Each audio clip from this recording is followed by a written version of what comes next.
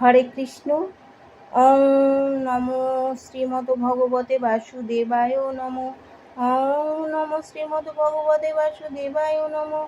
ওং নমো শ্রীমদ্ ভগবতে বাসুদেবায় নমো। শ্রীমদ্ ভগবদ গীতায় ধ্যানযোগে ভগবান শ্রীকৃষ্ণ বলেছেন, যিনি কর্মফলের প্রতি আসক্ত না হয়ে তার কর্তব্য কর্ম সম্পাদন করেন তিনিই যথার্থ সন্ন্যাসী বা যোগী। যিনি অগ্নি ও অহোত্রাদি কর্মত্যাগ করেছেন এবং দৈহিক চেষ্টা শূন্য, তিনি সন্ন্যাসী বা যোগী নন।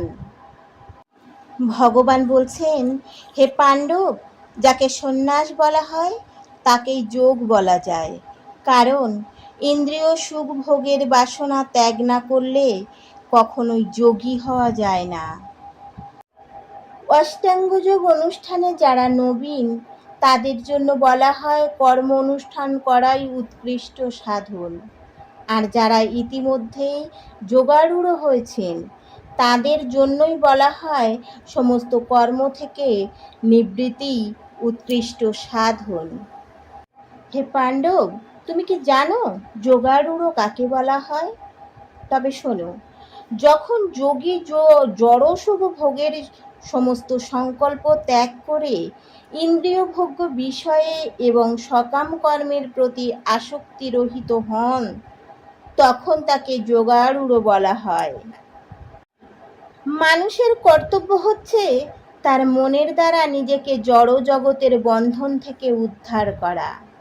মনের দ্বারা আত্মাকে অধঃপতিত করা কখনোই উচিত নয়। মনই অবস্থা ভেদে বদ্ধ জীবের বন্ধু ও শত্রু হয়ে থাকে। মানুষের মনই হচ্ছে বন্ধন অথবা মুক্তির কারণ।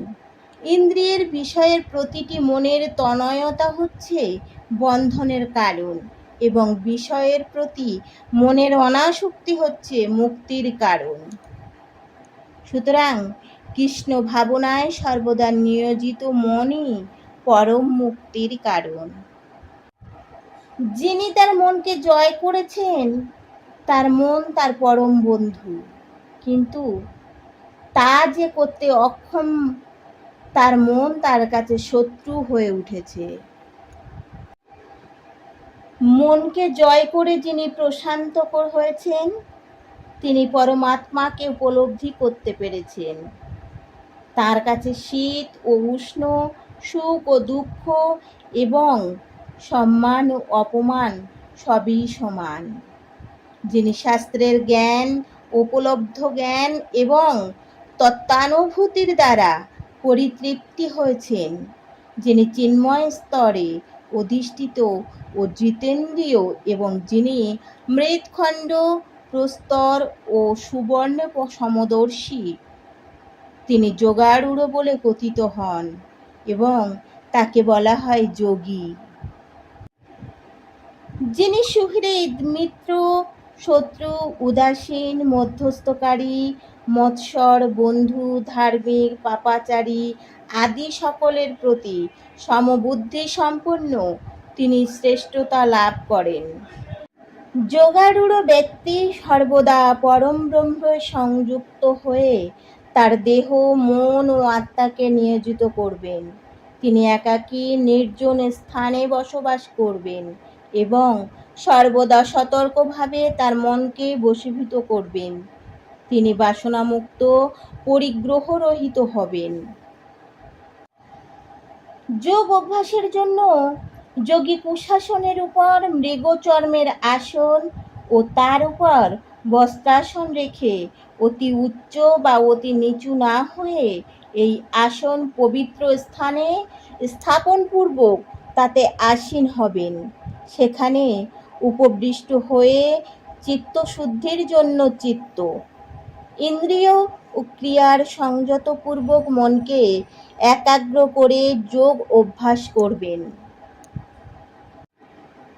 শরীর, মস্তক ও গ্রীবাকে সমানভাবে রেখে এবং অন্যদিকে দৃষ্টি নিক্ষেপ না করে নাসিকার অগ্রভাগে দৃষ্টি নিবদ্ধপূর্বক প্রশান্তাত্মা ভয়শূন্য ও ব্রহ্মচর্যব্রতে স্থিত পুরুষ মনকে সমস্ত জড় বিষয় থেকে প্রত্যাহার করে আমাকে জীবনের চরম লক্ষ্যরূপে স্থির করে এবং হৃদয়ে আমার ধ্যানপূর্বক যোগ অভ্যাস করবেন। এভাবে দেহ, মন ও কার্যকলাপ সংযত করার অভ্যাসের ফলে যোগী জড় বন্ধন থেকে মুক্ত হয়ে আমার ধাম প্রাপ্ত হন।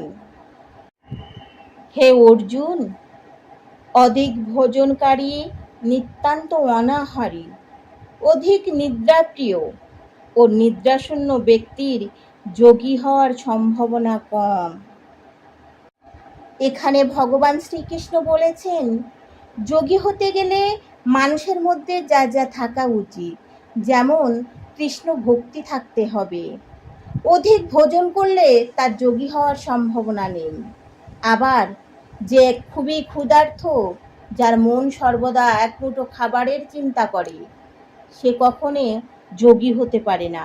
আবার যে খুব বেশি ঘুমায়, সারাদিন যে নিদ্রা থাকে, বেশি সময় যে নিদ্রায় মগ্ন থাকে, বা যে অধিক সময় বা পর্যাপ্ত পরিমাণ নিদ্রা যার চোখে আসে না, যে নিদ্রায় থাকতে পারে না, সে কখনোই যোগী হতে পারবে না।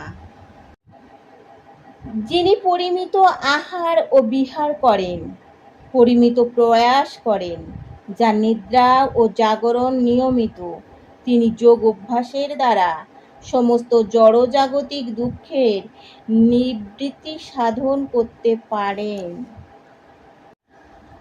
হরে কৃষ্ণ, হরে কৃষ্ণ, হরে কৃষ্ণ।